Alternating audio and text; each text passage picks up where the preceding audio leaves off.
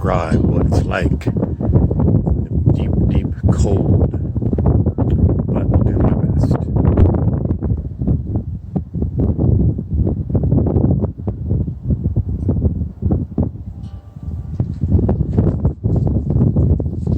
Guys, Panda, I'm going to tell you more things, but most people aren't going to believe them because they're not really public knowledge. But I can't tell you them right now. I'm going to have to wait. They keep wanting a little bit. Okay, the little bit is HAARP, and it is the cold that comes. Weather control.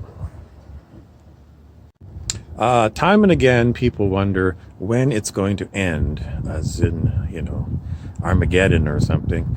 It's not necessarily going to end, or it's not necessarily going to even be exterminated. From time to time, you might find, this is actually orange.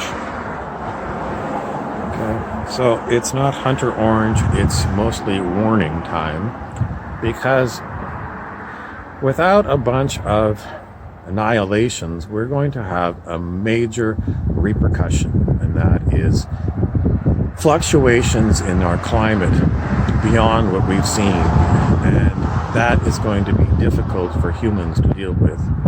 Now and again, we're going to be looking for extraterrestrial help, and where are they going to come from? They're already here, pretty much, and they're already in placement. When are we going to see the end of the HAARP and the weather control? I don't know. Okay, Panda again. The weather control is the least of your worries. The more and more you come to see the movies, for example, Fast and the Furious, Hobbs and Shaw, you'll see that they are coming out with very advanced technological viruses. It's just fiction. If it's just fiction, why are we still in our meat suits? Why aren't we in electronic, robotic bodies? It's because we are souls, and souls are biological. The artificial intelligence version of humans is a non-starter, so we're not going too far into that, only to say, don't get chipped. Okay, again, safety meeting. Most of the time when you discover that the world is not as it seems, people tend to bury their heads and, go back to watching old episodes of MASH or something. It's never going to be easy to wake up the population to the fact that the extraterrestrials that are ruling planet Earth, the Draco, are kind of reptilian and nasty beyond you could possibly imagine.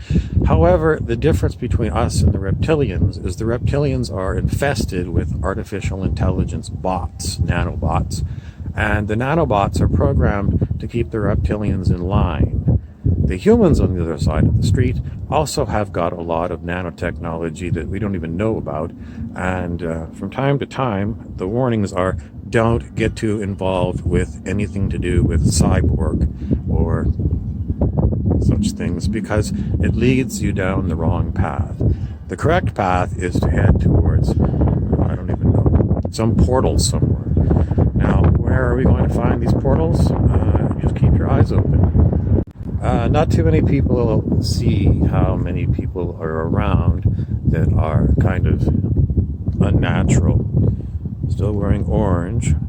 That means warning. Don't get involved with too many people in the Illuminati. Don't get involved with too many people who are anti-Illuminati. The best procedure is to walk straight between the two groups, because as they war, we don't want to participate. Let's continue. Another time and another place, you might find another face. It might be someone who is also wearing orange. The orange is the sign of someone who is not participating in the great galactic battles. Time and again, people are going to call on you to participate in some great battle.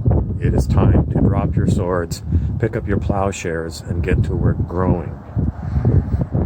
The best way to grow is to meditate and not get too involved in occult sciences. This is a false teaching that some people have been putting out. awaken. You've been seeing 11:11 for a long time, and now it's time for you to learn a lot of stuff. No, the stuff that they want to teach you is useless. What is most useful is for you to continue to meditate, and from time to time, watch for people wearing orange. There isn't anyone here who knows the whole truth, and the whole truth is being censored, shall we say, mostly for our own protection, because if you were to know the truth, you might become either orange or the opposite orange, which is the fight. The point of the matter is the fight is not what we're all about. The fight is definitely something that others want to do because that just seems to be their nature. Reptilians love to fight, love to dominate, love to use force. If you're going to be anything other than something that is force or being forced, you're going to have to continue to walk without arms. Not like arms, but guns and weapons. The weaponry is what is going to set people on a list. And the list is basically those who want to fight. And if you don't want to fight, then you're going to be fine. I'm Bob Frizzell for the Reality Game in the Deep Cold.